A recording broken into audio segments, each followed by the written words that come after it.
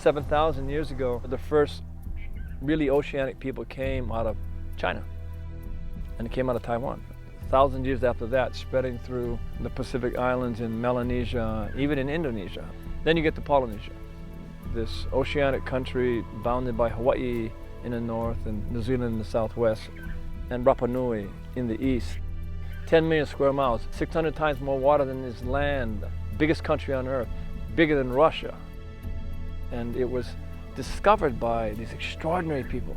And I say extraordinary because you could argue that they were really the astronauts of our ancestors. They were the greatest explorers on the face of the earth.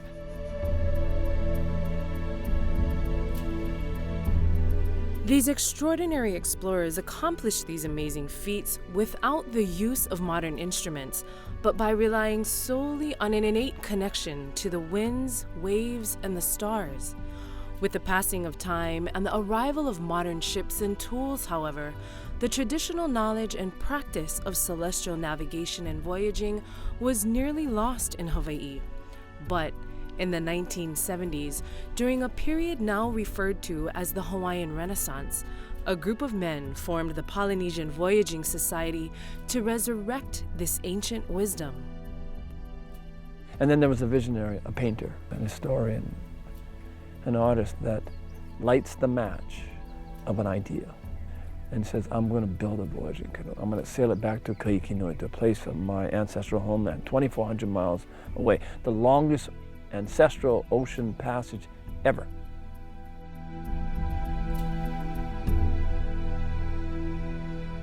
My own personal interest was in rebuilding what I saw to be the central object of Polynesian culture. Why central? Because were it not for that object, there would be no Polynesians today, right? So how central can you get? I zeroed in on those features of canoe design, which by their wide distribution throughout Polynesia must have been the most ancient. One night I had been out looking at stars and I had a dream, so I was looking at Arcturus and it suddenly got brighter and I woke up and saw Arcturus, Hokulea. So I wrote down Hokulea.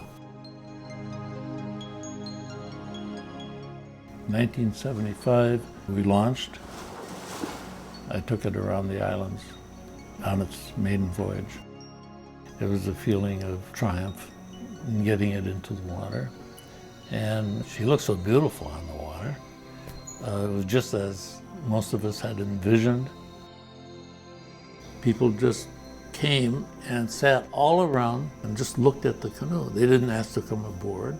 They didn't make a great noise. They just came and sat and looked at the canoe all day long, well into the night.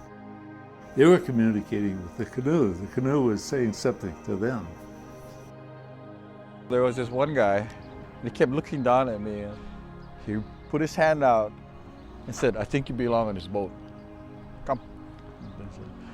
And I did. I reached up, I grabbed his hand, he pulled me on the canoe, and I've been on ever since. A great deal was being said that those guys aren't going to get that canoe built. We got it built. Then they said, that canoe won't sail. Well, we sailed it. And then they said, well, it won't go to Tahiti.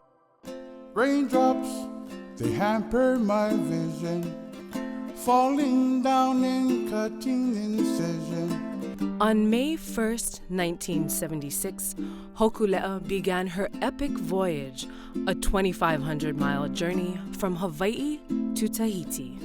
Hokulea, Hokulea, star of gladness, you're the happy star. Oh, Hokulea, star of gladness.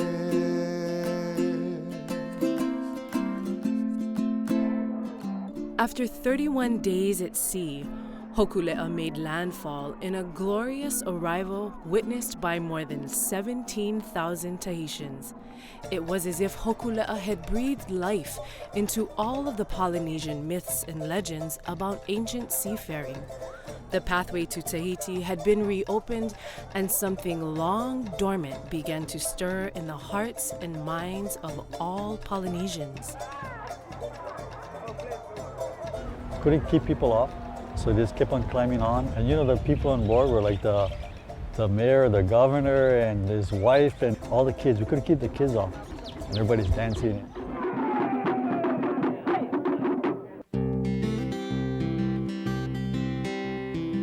Back home in Hawaii, there was no doubt that Hokulea had embarked on a voyage of rediscovery in more ways than one. It gave us a kind of hope that the beauty of our culture, the wisdom of our ancestors, could lead us out of this great deficit that we had fallen into. In myself, there was that deep desire to learn navigation, to know who I am by knowing where I come from. Just the sheer adventure of being a part of something special like sailing Hokulea. Over the next 30 years, Hokulea traveled throughout the Pacific to Samoa, Tonga, Rarotonga, and Aotearoa. And in 1999, Hokulea sailed to Rapa Nui, the single most isolated landmass on the planet.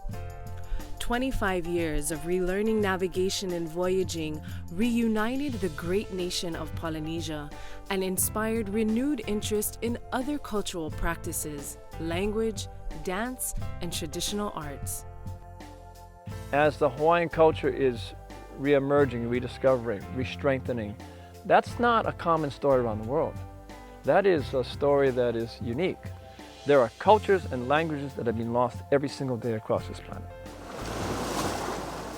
Hokulea's ability to revive and heal is now guiding her next journey that will cover more than 46,000 nautical miles and reach over 80 ports and 26 countries around the world.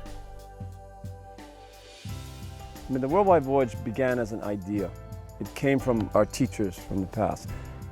It's about bringing community together around common values which we believe in, whether it's culture, whether it's protection of the oceans, whether it's about making sure we have mechanisms that teach leadership to young people. We wouldn't be here today if our ancestors didn't figure out how to live in balance with their environment and with these islands. There is a lesson in going back to traditional practices and finding some way of bridging the gap between what is modern and ancient and making life livable and healthy and safe. Success would be when we see young people that are strong, that are grounded in who they are as Native people. And frankly, everybody's native to this earth. And being willing to go and stand up and do what's right for the planet. This is a critical time for us. A lot of people are realizing that because of things that we've done to the planet, to our oceans, the land in the past, that just affects our ability to have oxygen to breathe. And so it's not limited to somebody in Hawaii. It affects everybody that breathes. Along with building better relationships with people around the world who have the same desire to take care of our planet, our island Earth, we're part of a movement. I mean, the journey of the Worldwide Voyage is all about learning in just infinite, extraordinary ways. Every one of us that will be participating go as students, and that when we come home, the journey doesn't end. In some ways, it just begins.